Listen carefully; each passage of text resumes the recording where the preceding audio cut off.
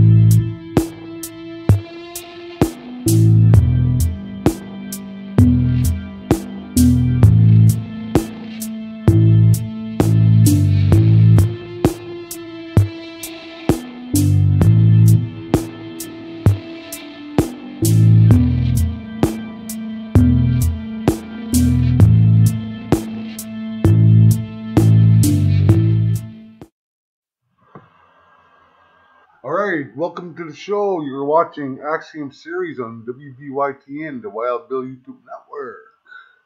And before we begin, a couple things. Don't forget to hit that like button. Push this out to more viewers. Subscribe to the Wild Bill YouTube network. Feel free to comment on this video and any other video on this channel. And share this content with your friends and family. As I said, you were watching Axiom series, Underlying Truth.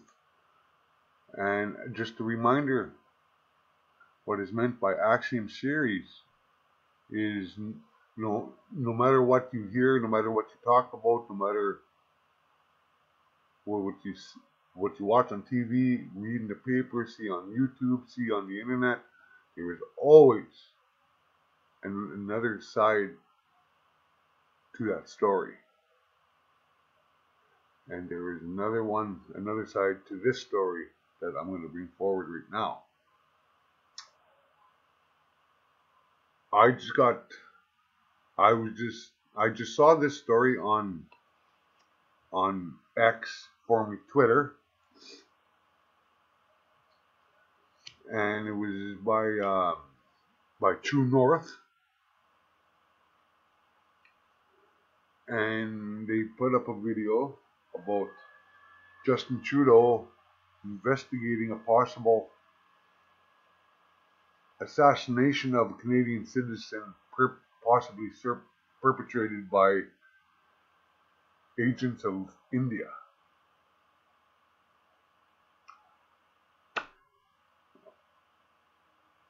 And it's quite a disturbing turn of events, considering he was just at the G20 over there a few days ago. And there's a couple things to be said about this video, at least by me anyway. So let's just go ahead and we'll do this in parts as usual. Listening into the parts and what Justin Trudeau had to say about these allegations.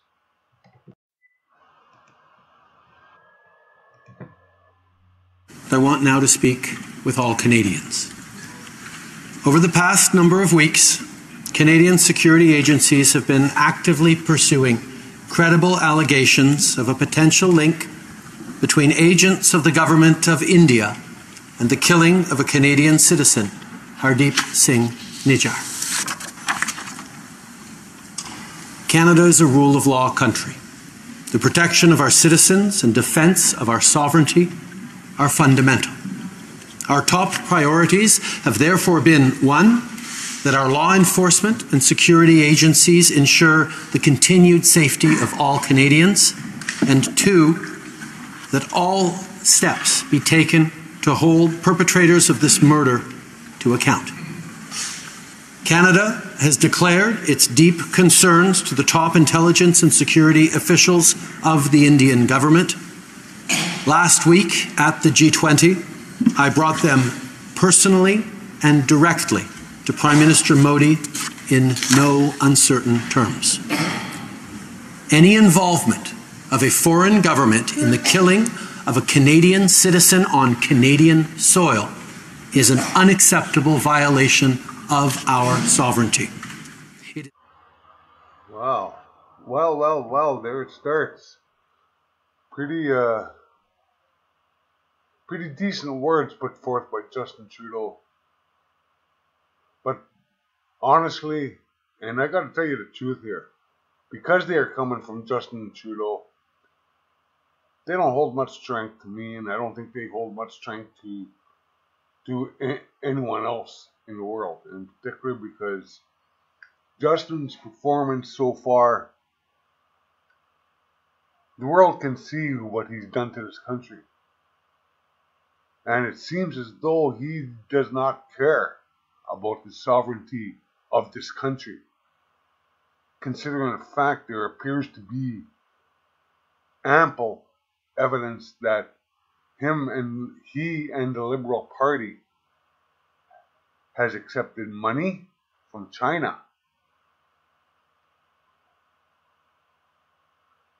He has allowed seemingly to allow China to interfere with Canadian affairs over the last number of years, including elections, whether they be federal election, provincial election, or municipal elections.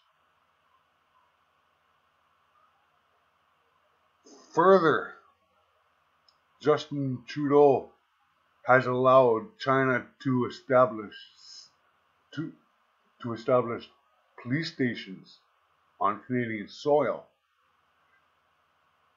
He seemingly has turned a blind eye to Chinese agents intimidating citizens of this country, including members of Parliament.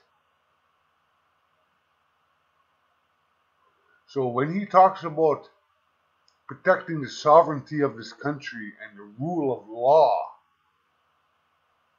when it comes from his mouth, that leaves something to be desired, and wonder if he'll actually do anything. Because I question everything that him and the Liberal Party stand for. I do not trust what they are doing. I don't trust what they have done.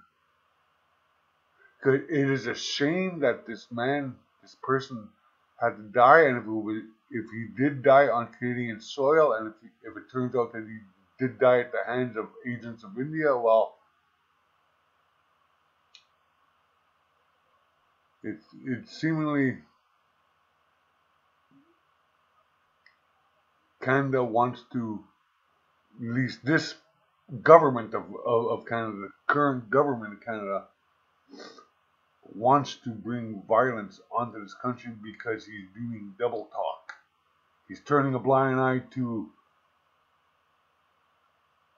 one country interfering with Canadian affairs, but wants to hold strong and put up a strong front in this situation. That's double talk.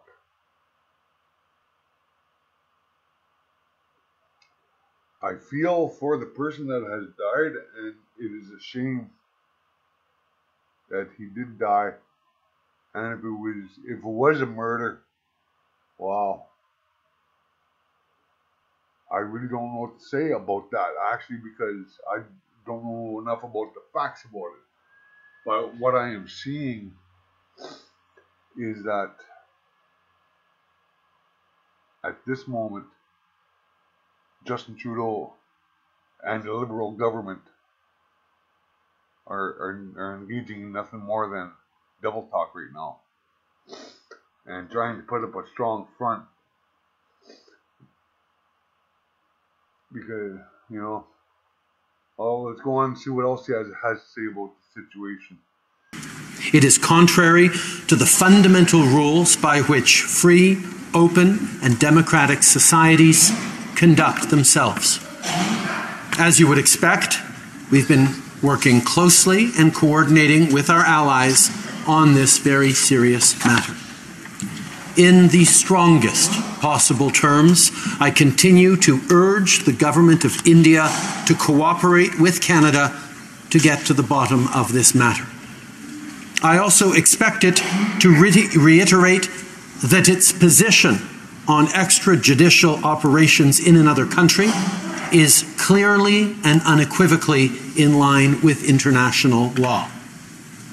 I know many Canadians, particularly members of the Indo-Canadian community, are feeling angry or perhaps frightened right now. Let us not allow this to change us. Let us remain calm and steadfast in our commitment to our democratic principles and our adherence to the rule of law. This is who we are and what we do as Canadians. Well, that was a pretty interesting little speech Mr. Trudeau made there, and I can honestly tell you with all my heart that I hope, if it comes out that this man was murdered, that there is justice served into it, because I don't care who you are. Murder is murder, and that is a crime. And when we're dealing with nation-to-nation affairs, international law, quite honestly, this is almost a prelude to war. And I hope not. But again, let me say this. Justin Trudeau's credibility to Canadians has snapped. It's non-existent anymore. And on the world stage, Justin Trudeau is viewed as a joke. They don't take anything he says seriously. And they don't think much of him as a leader, as do many Canadians.